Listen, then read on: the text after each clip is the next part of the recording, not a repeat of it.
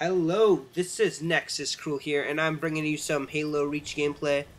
And this isn't actually my Halo Reach gameplay, this is my cousin Nexus Krewl Crunch's Halo Reach gameplay. He's playing some Headhunter here, and yeah, so what I'm trying to do now is there are, let's say, how many is it there? There are 48 days officially, or, well, there are like 50, I'm doing like a every day for the next 50 days until Black Ops comes out. I'm putting out a video. There's one video every day for 50 days, trying to get some subscribers and some people to so when Black Ops comes out there, I have a larger subscriber base, and I can eventually get, so there's more incentive to put out some videos for Black Ops. What you see Crunch is doing here is he's trying to pull out these 1 pieces and these 2 or 1 skull recoveries, or what's it called, 2 or 1 scores, because he realizes by doing 2 or 1 skulls at a time, he's not risking himself losing any of his skulls, because he gets the kill, he picks up the skull, he deposits it, then he goes for another skull. Here he doesn't get the deposit for some reason. He didn't want to go in there. He thought he was all beast with his laser sword, and he doesn't end up getting any skulls, but he's in the lead right now. Now, I was going to talk a little bit about Black Ops.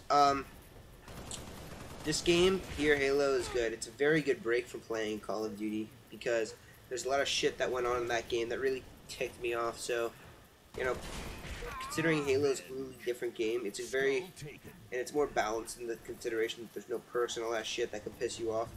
So it's a great game to play while you're waiting. It's a great refresher from the Call of Duty series. And I'm really enjoying it. I'm looking forward to it. I'm going to be playing this game for a while until and after Black Ops comes out. I'll probably play Black Ops for a bit, and I will go back to this game just because of how good it is. I really enjoy it, so I will definitely go back to it. Here again, going for 1 skull recoveries. Picks up a skull, recovers it, takes somebody down, picks up a skull and dies. Unfortunately, doesn't matter. The checkpoint was moved anyways. See what he's doing is, if you see somebody with a big skull coin, he goes and takes them out. Here he takes them out and dies because there's a second person there right beside him, and there's a bunch of skulls now flying around everywhere. He does get 2 big skull recovery points. I think he gets a 5 and a 7.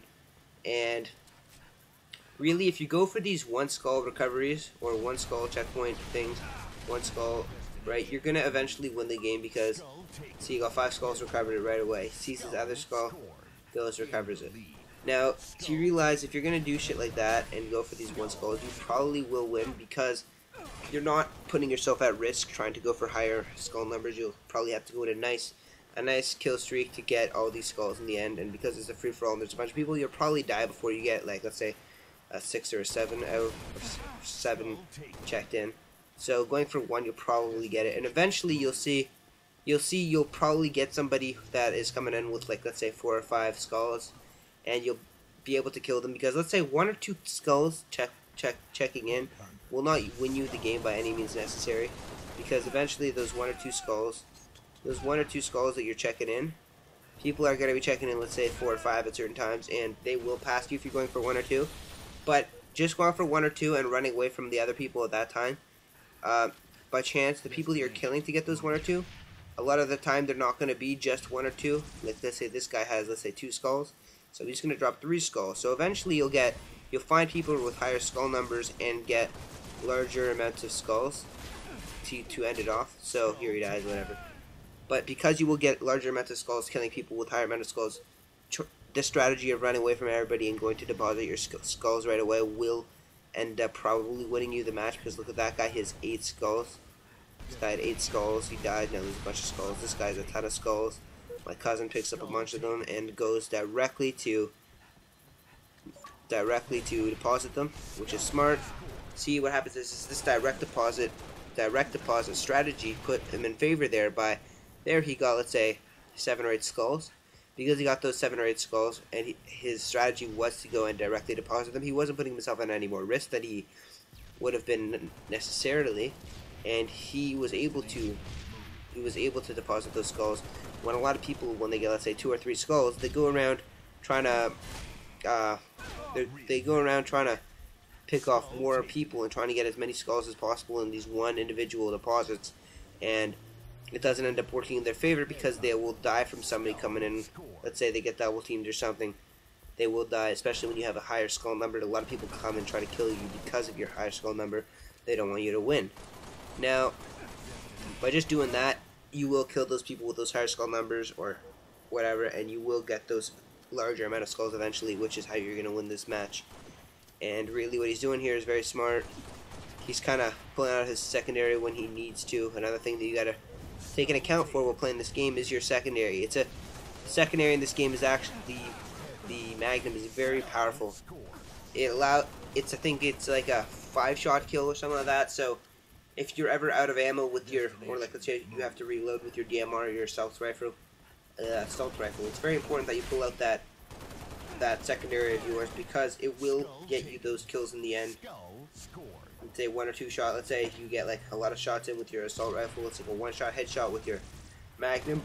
Will get you that final kill, and will get you that opportunity to come back here and take everything out by yourself. Remember, this game is not about one man arming it, because your shield does have to reload before you go, you put in any more danger. So trying to play very conservatively in certain times will really benefit you. You don't want to be like Call of Duty style and be like, oh, I got my SMG, I can do whatever the fuck I want. It's not going to work. You may think it's going to work, but it's not going to work. See, quick deposit. He knows he's going to die here anyway, so he does a quick deposit. Gets to 24, and now I like this last play to get this last skull. What happens here is you'll see he sees somebody with, let's say it's 4 or 5 skulls, or I think it's 3, 4 skulls, whatever, and or here it's 3, right? He takes this guy out. He picks up 1 skull, runs away. He doesn't do a big assassination, so he doesn't die from the assassination by somebody else, and he goes deposits right away, and he wins the game. This is Nexus Krewl signing out. Please subscribe, these subscribers. Thank you very much.